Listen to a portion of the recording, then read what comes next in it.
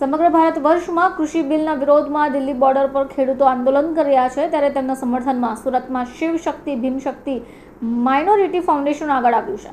Collector હસ્તક PM મોદીને પણ આવેદનપત્ર આપી આ કાયદો પાછો લેવા માંગણી કરી છે। કૃષિ કાયદાના વિરોધમાં દિલ્હી બોર્ડર પર ખેડૂતો વિરોધ કરી રહ્યા છે અને ખેડૂતોનું પ્રદર્શન શનિવારે 10મા દિવસે પણ ચાલુ છે, ત્યારે સુરતમાં શિવ શક્તિ ભીમ શક્તિ માઇનોરિટી ફાઉન્ડેશન આગળ આવ્યું છે અને કલેક્ટર હસ્તક પીએમ મોદીને આવેદનપત્ર આપી આ કાયદો પાછો લેવા માંગ કરી છે। સુરેશ સોનવણેએ જણાવ્યું હતું કે કેન્દ્ર સરકારે 6.5 વર્ષમાં 32 કામદાર વિરોધી કાનૂની અને 18 જેટલા કિસાન વિરોધી કાનૂનો લાવી આ દેશમાં એક પ્રકારે સમાજવાદી અર્થવ્યવસ્થાને ખત્મ કરી મૂડીવાદી અર્થવ્યવસ્થા લાવવાનું કામ કર્યું છે, જેને અમે વખોડી કાઢીએ છીએ। તેમજ તેઓએ વધુમાં જણાવ્યું હતું કે આ મામલે કોઈ કાર્યવાહી નહીં કરાશે તો 8 તારીખે ખેડૂતોએ આપેલા ભારતમાં બંધમાં તેઓ જોડાશે અને આ મામલે ઉગ્ર વિરોધ કરશે। Sureshbhai Sonawane, ex municipal councillor, Shiv Shakti Bhim Shakti minority foundation અને રાષ્ટ્રીય મજદૂર સેના યુનિયનના નેતૃત્વમાં આજે મહેરબાન કલેક્ટર સાહેબ દ્વારા દેશના પ્રધાનમંત્રી શ્રી નરેન્દ્રભાઈ મોદીજીને એક આવેદનપત્ર આપવા અમે અહીંયા ઉપસ્થિત રહ્યા છે। ટૂંક સમય પહેલાં મોદી સરકારે એક શાહી ફરમાન દ્વારા જે 3 કૃષિ કાનૂનોનો અમલ મૂક્યું છે, એ 3 કૃષિ કાયદા અનુસાર દેશના કિસાનો પાયમાલ થઈ જવાના છે। એપીએમસીની જે મિનિમમ સપોર્ટ પ્રાઇસ છે એ પ્રાઇસનો કાયદો પણ પહેલાંથી અમલમાં હતો। બિહારમાં જ્યારે આ કાયદાને અમલ રદ કરવામાં આવ્યો ત્યારથી કિસાનોને મિનિમમ સપોર્ટ પ્રાઇસ મળતો નથી। આજે પણ કિસાન બેહાલ છે।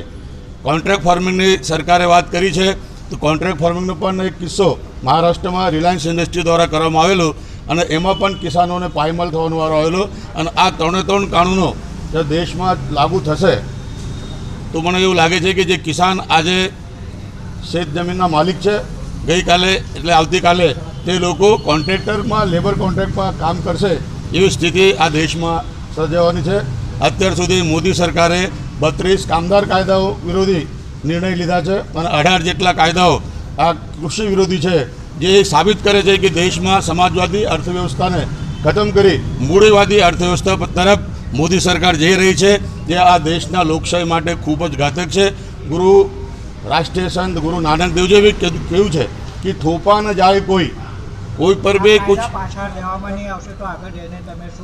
છેલ્લા 10 દિવસથી કિસાનો દિલ્હીના ચૌફેર બેઠા છે। એમને સરકારને વિનંતી કરી છે કે તમે અમારી માગણી માની લો।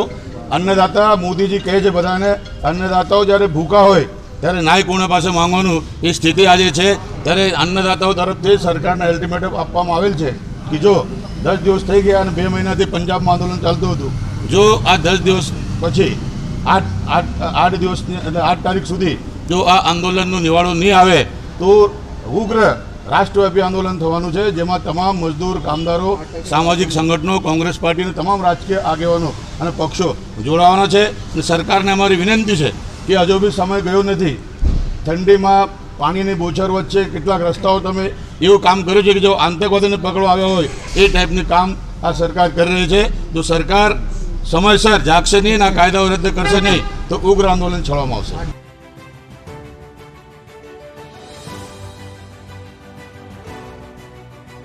સુરત જિલ્લા કલેક્ટરને આવેદન આપવા આવેલા સુરેશ સોનવણેએ જણાવ્યું હતું કે કેન્દ્ર સરકારે 6.5 વર્ષમાં 32 કામદાર વિરોધી કાનૂની અને 18 જેટલા કિસાન વિરોધી કાનૂનો લાવી આ દેશમાં એક પ્રકારે સમાજવાદી અર્થવ્યવસ્થાને ખત્મ કરી।